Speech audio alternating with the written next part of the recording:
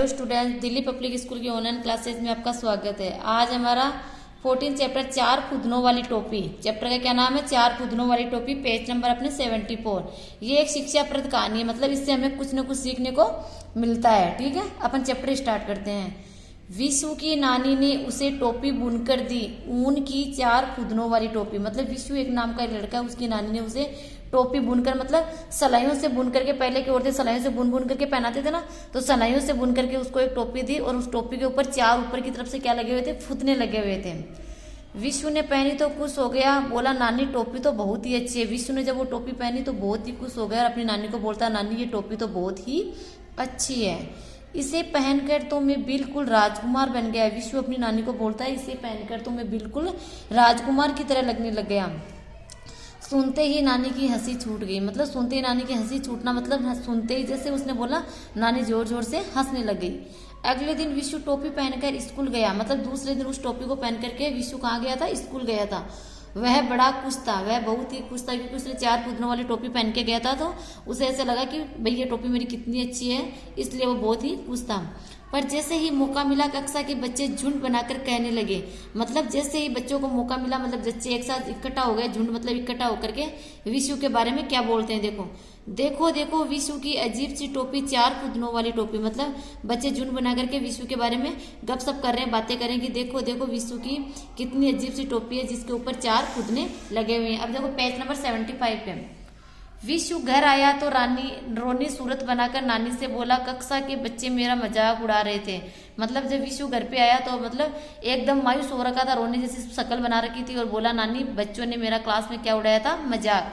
आप ऐसा करो, एक फुदना कम कर दो। वह अपनी नानी को बोलता है, नानी आप एक काम करो, मेरी टोपी पे जो चार फुदने लगे हुए हैं तो मेरा बच्चे मजाक उड़ाते, तो आप एक काम करो, मेरी फुदने में चार फुदनों में से एक फुदना आप कम कर दो। नानी ने कैंची लेकर विशु की टोपी का एक फुदना काट दिया। नानी ने क्या किया? जैसे विशु ने बोला वैसे नानी ने कैंची ली और उसके चार फुदने थे, उस चार में से एक फुदना उसने काट दिया। अगले दिन विशु टोपी पहनकर गया तो फिर वही मुसीबत। मतलब दूसरे दिन वो विशु टोपी पहन करके स्कूल में गया तो फिर से वही बात होने लगी, बच्चे फिर से उसका मजाक उड़ाने लगे। विशु ने नानी से कहकर फिर एक और फुदना कटवाया। मतलब विशु के चार फुदने थे तो उसने एक फुदना पहले कटवा दिया। फिर वो टोपी पहन के स्कूल में गया तो फिर बच्चे ने मजाक उड़ाया, तो फिर विशु ने क्या किया? वापस एक फुदना और कटवा दिया। अब कितने फुदने बच गए थे? दो। होते होते टोपी में सिर्फ एक फुदना ही बाकी रहा। मतलब उसने दूसरे दिन तीसरे दिन आकर के फिर एक फुदना कटवा दिया, लास्ट में एक ही फुदना बचा। अभी भी बच्चे चिढ़ाए बगैर नहीं मान रहे थे। मतलब फिर भी वो एक फुदना था, फिर भी बच्चे क्या थे? विशु को चिढ़ा रहे थे और वो मान भी नहीं रहे थे। आखिर में विशु ने कहा, नानी नानी आप यह फुदना भी काट दो। विशु ने क्या किया? अपनी नानी से बोला, नानी ये जो लास्ट का फुदना बचा आप एक काम करो, इसे भी आप काट दो। अगले दिन विशु बिना फुदने की टोपी पहनकर गया। बच्चे तालियां पीट पीट कर चिल्लाने लगे। मतलब दूसरे दिन, मतलब जब वो उसने चारों फुदने कटवाने के बाद में जब वो टोपी पहन करके गए तो बच्चों ने क्या किया? जोर जोर से ताली पीट पीट करके क्लास में चिल्लाने लग गए, देखो देखो विशु की बेढंगी टोपी, बिना फुदनों की टोपी। मतलब जब पहले उसने फुदने लगा रखे तभी भी बच्चे हंस रहे थे, उसने एक एक करके सारे फुदने हटवा दिए तब भी बच्चे हंस रहे थे।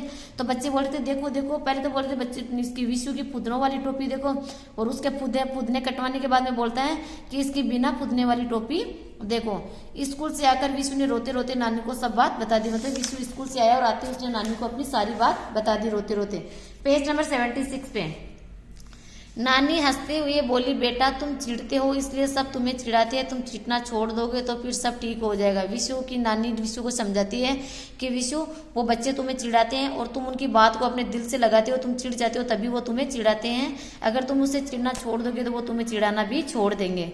बस विशु ने नानी की यह बात को गांठ बांध ली। मतलब विशु की नानी ने जब उसको ये बात बोली कि तुम चिढ़ते हो तभी वो तुम्हें चिढ़ाते हैं, इसलिए अगर तुम चिढ़ना छोड़ दोगे तो वो तुम्हें चिढ़ाना बंद कर देंगे। तो विशु ने क्या किया? उस नानी की बात को अच्छी तरह से गांठ बांधना, मतलब उस नानी की बात को अच्छी तरह से समझ लिया उसने। ठीक है, विशु अब खुश था, हालांकि उसे टोपी के चार फुदनों की अभी भी याद आती थी। सोचता है कितने अच्छे लगते थे वे फुदने, बेकार नानी से कहकर कटाई। विशु को मतलब नानी की बात याद थी, बच्चे कितने ही चिल्ला रहे थे लेकिन उसके ऊपर कोई असर नहीं हो रहा था। और विशु अब क्या था? बहुत ही ज्यादा खुश था, लेकिन उसे इस बात का दुख था कि उसने बच्चों के कहने पे, क्लास के बच्चों के कहने पे उसने वो नानी से चार फुदने कटवा दिए।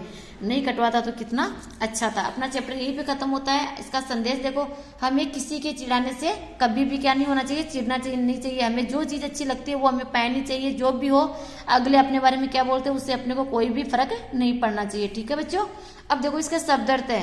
मौका, मौका का क्या होगा? अवसर। बेढंगी का होगा खराब या विचित्र। झुंड का होगा टोली।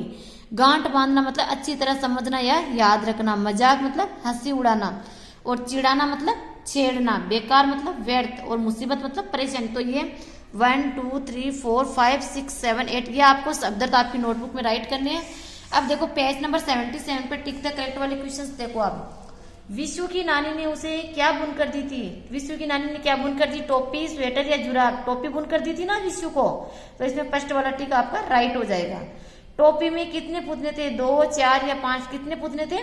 टोपी में 4 पुतले थे, तो सेकंड नंबर वाला टिक राइट हो जाएगा। ठीक है, तो आपको पेज नंबर 76 पे ये शब्दार्थ और पेज नंबर 77 पे आपको ये शब्दार्थ करके लेके आने। Okay students.